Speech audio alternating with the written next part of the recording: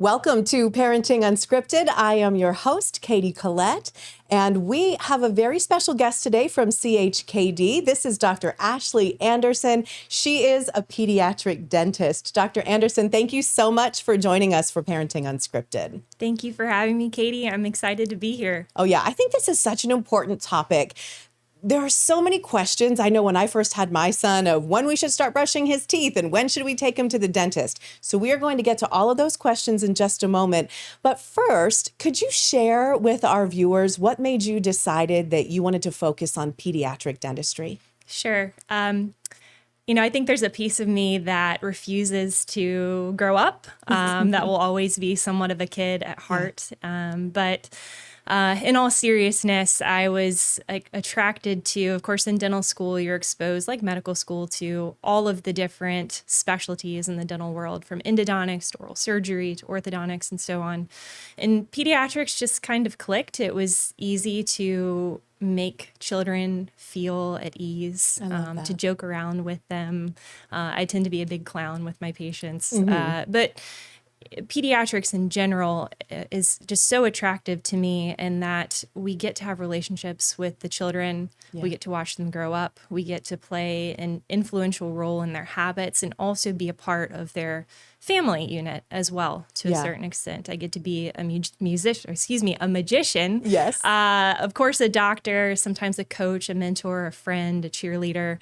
And so that is just so exciting and empowering and humbling, to be able to do all those things in the context of a child's health and oral health specifically. And I know that sometimes going to the dentist for a kid can be a little stressful. So hearing you say everything you just said, no doubt makes such a big difference to get the children comfortable when they finally come to the chair with you for the very first time. Why don't we jump right in and we'll talk about, first of all, what age should we actually start brushing our children's teeth? So believe it or not, oral health habits can begin actually at birth. So even when a child does not have any teeth yet, we can take either, a little washcloth or a small towel and wipe the gums and the tongue with just something as simple as water. And then once the children start to once teeth start to erupt, it's actually recommended to brush at least at night before we go to sleep, but ideally in the morning as well, with a little smear size of fluoridated toothpaste, and a little smear size until about age 3. And then between ages 3 to 6, we can upgrade to a pea-size amount of fluoridated toothpaste. So I think the key point there is even though there aren't any teeth at birth, we can still start that habit of cleaning the oral tissues, the tongue, and gums and everything else that's in the mouth. Boy, I wish I talked to you when I had my son 12 years ago, because I did not do that. Once he popped his first tooth, then we did start with the brushing. What kind of toothbrush do you recommend, though, for littles, when they first cut that tooth? Sure. So the APD, or American Academy of Pediatric Dentistry, recommends an age-appropriate soft bristled toothbrush. So the key point there being soft bristled. Yeah. We can actually do a lot of damage to the gums and the teeth if we brush too firmly, or if we have a toothbrush that has extremely hard bristles. So soft bristled toothbrush that's age-appropriate. Gotcha. A key point with any sort of dental aid, from toothbrush to toothpaste, is we're looking for things that have the American Dental Association stamp. Anything with the ADA stamp is a agent, be it toothpaste, toothbrush, what have you, that has gone through rigorous review by the American Dental Association. That review is actually updated every 3 years. And so anything with that stamp has been approved by folks like myself and other dental providers to be A-OK for use for littles, and of course our younger adolescent patients as well. Oh, that's great to know. Toothpaste wise, I know you said a fluoridated toothpaste. Are there certain toothpaste to stay away from? I know some kids will say that feels spicy. I don't like this one. What should parents do when it comes to the toothpaste? Sure. I think I tell parents, whatever they're going to use in terms of flavor. Every time I go to the drugstore, there's, pineapple, there's strawberry, there's mint. So, finding something that the children like. Yeah. Texture sometimes tends to be difficult. So there are all sorts of different textures, from gels to ones that seem to be a little bit grittier. In terms of what to avoid, my big type of toothpaste that I tell parents to avoid, because whitening aesthetics tend to be a big question for parents. And the whitening agents on young primary teeth, those whitening agents are great for strong permanent teeth that are a little bit tougher, a little bit thicker, more resilient to some of the abrasives and other chemicals that might be in the whitening toothpaste, but they actually can do a lot of damage to the primary teeth. So I always caution parents against the use of any sort of whitening toothpaste. I think there are a lot of questions out there about charcoal toothpaste. There is some research to support that the charcoal agents in the toothpaste might cause issues with our gum tissues, and that they get stuck in the gum tissues or pockets that surround the teeth naturally, and those little particles don't dissolve like other agents that are naturally occurring in other types of toothpaste. So those are just things, always do your research as a parent. And our teens too. And when in doubt, if you ever have a question, that's something to address with your dental provider. How do we get our kids excited about brushing?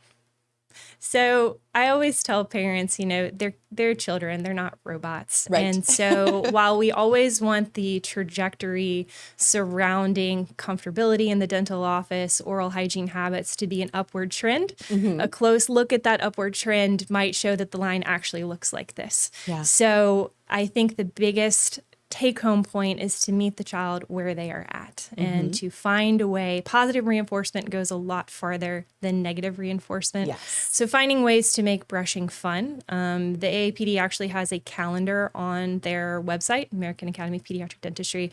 They also have another website called mychildrensteeth.org. Yeah. It's a printable calendar. Ideally, we want children to brush 2 times a day. So each day has 2 little check marks. And so I tell parents, put the calendar in a visible spot in the home. Toothbrushing, probably bathroom might not be a bad idea. Right. And explain to the child every day that they brush their teeth morning and nighttime without any sort of alligator fight. They get a check mark. After a certain number of days of check marks, there's some sort of reward. It doesn't have to be a spree at Target. It can be something as simple as more outdoor time, screen time, what have you. But doing something to reinforce the behavior that is rewarding and positive. I would tell parents, there's an app for everything. Yes. There are apps available on smartphones and tablets that help with incentivizing brushing. There's one in particular, I think it's called Brush DJ. You can take the favorite song of the child, and the app configures the song to be the 2-minute period that we would like to brush. The 2 minutes, which is what we recommend, is an eternity to a child. It's an eternity to me as an adult. But this particular app helps make that fun. There are all sorts of other apps from Oral-B and other, those stereotypical names that you think of when you think of dental products that, in a day and age where tablets, screens are, a part of growing up now. Fortunately, there are all sorts of different aids in terms of electronics to help with incentivizing brushing at home. Well, good. We are going to talk so much more about all of this on the other side of the break with Dr. Ashley Anderson of CHKD, a pediatric dentist there. So be sure to stick with us. We will be right back. Whether you're already working in education or aspiring to, then say yes to NPS. Norfolk Public Schools are currently hiring in the following positions. NPS offers the highest salaries and sign-on bonuses in Hampton Roads, plus a work lifestyle you'll love. Say yes to NPS.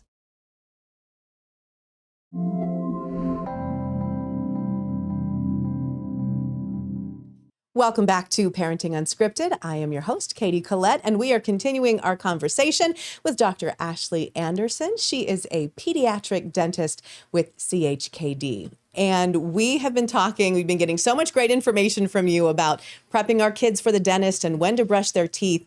Let's talk about the nighttime bottle.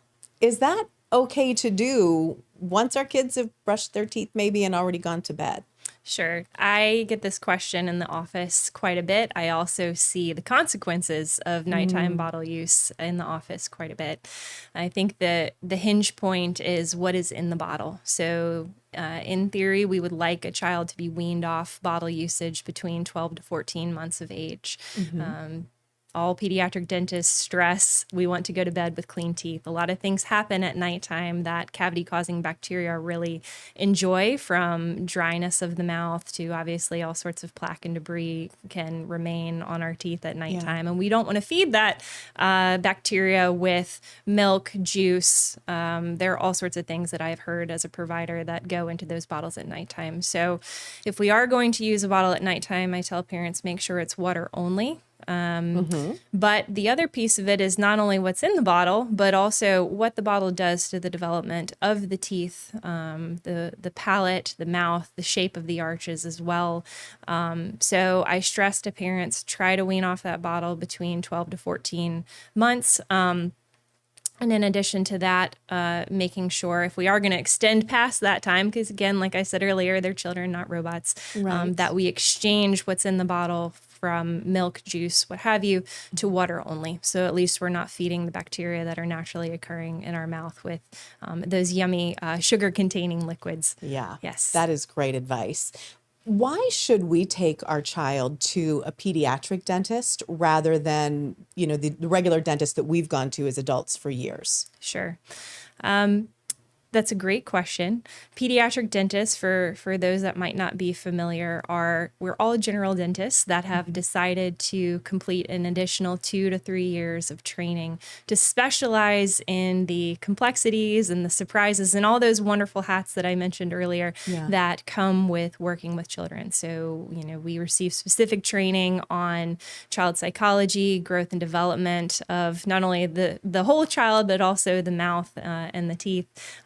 Some of us may have had specific training with seeing patients under sedation or general anesthesia. So we're a little bit more tailored to deal with some of the surprises that come with working with a growing patient. Got it. When should we start taking our child to the dentist? So according to the AAPD, we like to see children 6 months after the first tooth erupts or by age 1, which those usually, not always, tend to coincide with one another. Okay. What does the first dental, that sounds so young to me, but it was so long ago that we took our son. What does the first dentist appointment look like from start to finish? Sure. I always tell parents, have zero expectations for the first visit. The child may do extremely well. The child may cry. I joke and I say when they cry, their mouth is open and I can do my job really well. Crying is breathing. But the first appointment, typically for the exam, we actually have the child sit in the lap of the parent and we conduct what's called a knee-to-knee exam. So I face the parent, the child leans back in the lap of the parent and into my lap. And we look at not only what teeth may or may not be present, but also the structures of the gum tissues, the palate, the tongue, what we call the mucosal tissues, the cheeks. Also extraorally as well, what's going on outside of the mouth from the head and neck upward. So we talk about what we call anticipatory guidance. So how to manage teething,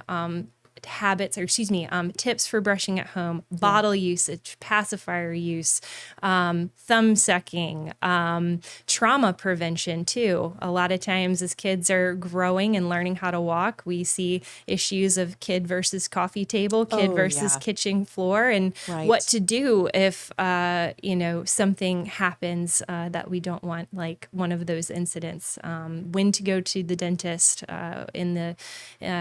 when dental trauma happens and so on and so forth. So again, that whole collective term being what we call anticipatory guidance. So helping parents anticipate what's to come in these different growth stages for the young child, the toddler, the pre-adolescent, and of course our teenagers too. I love that the initial appointment kind of sounds like it really is just as much for the parent as it is for the child. Very much so. Yeah, it's a great learning experience. On the other side of the break, we are going to continue this conversation with Dr. Ashley Anderson of CHKD because I have so many more questions for you. I think I need like a 3-day special about this because I know parents really want to know a lot when it comes to taking your kids to the dentist. So we are going to continue this conversation on the other side of the break, and we will be right back.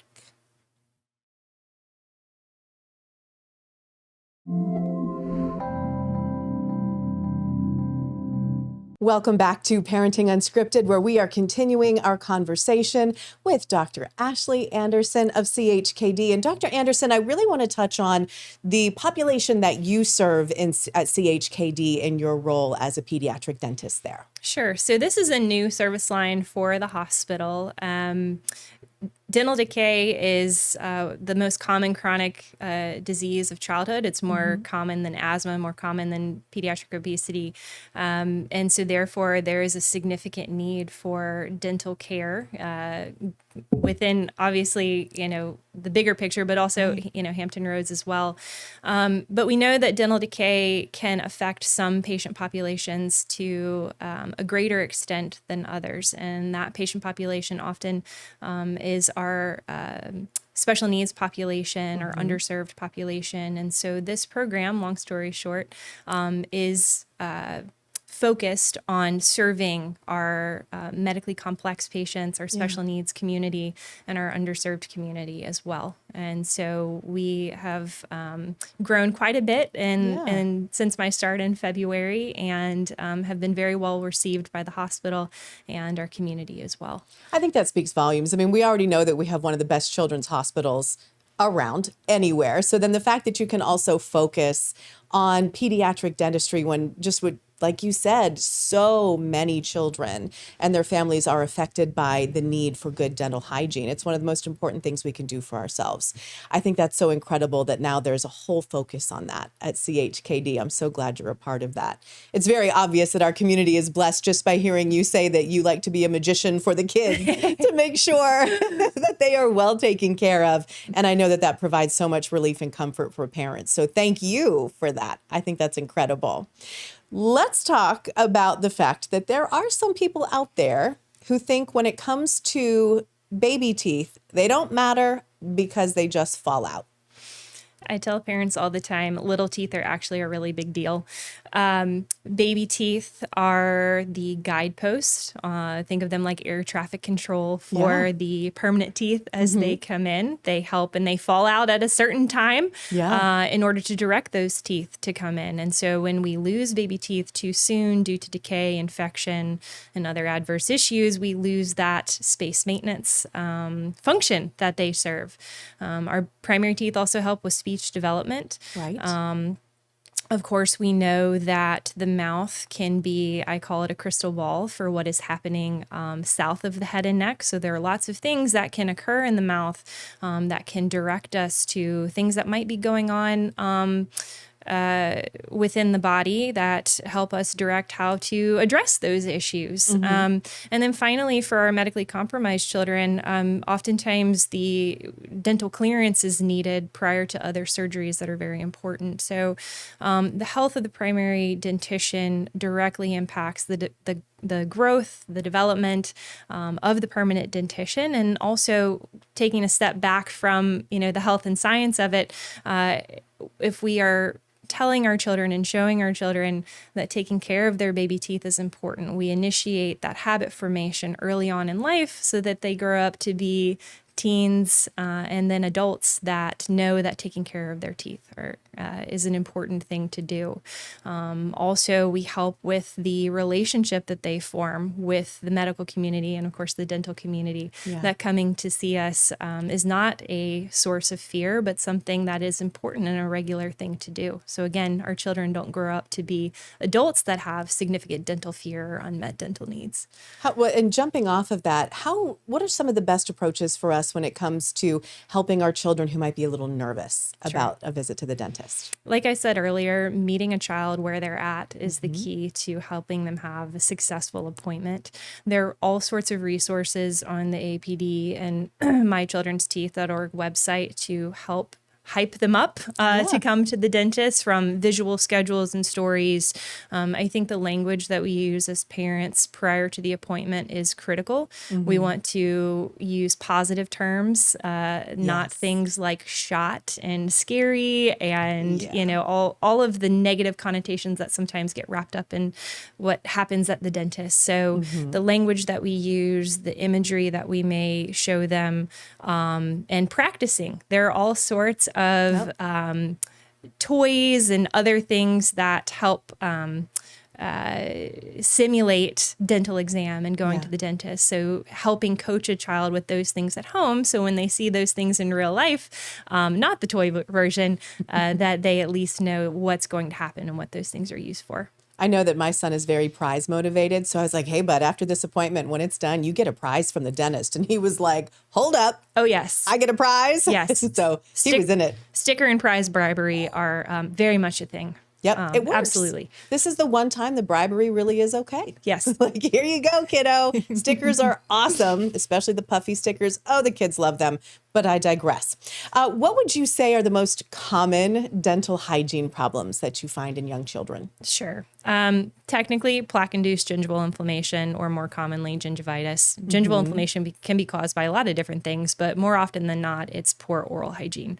So, explaining to parents the importance of brushing the teeth twice a day, morning, and especially at nighttime before we go to sleep, making sure that we're brushing for the appropriate amount of time. I have 4 nephews, and I know the littlest one, brushing his teeth when he was very young. They're grown now, but it was like a 2-second swipe. Oh yeah, I'm done. Nope. And like I said earlier, 2 minutes is an eternity to a child. So making sure we're brushing for the appropriate amount of time, making sure we're brushing in the appropriate way. We want to make sure that we're getting right next to our gum line. We're getting the spots in between our teeth with use of floss or water flosser.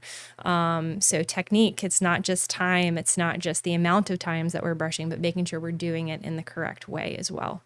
If there is any one thing, as we have about 30 seconds left, any one thing you really want parents to focus on when it comes to taking care of their children and their teeth, what would that be?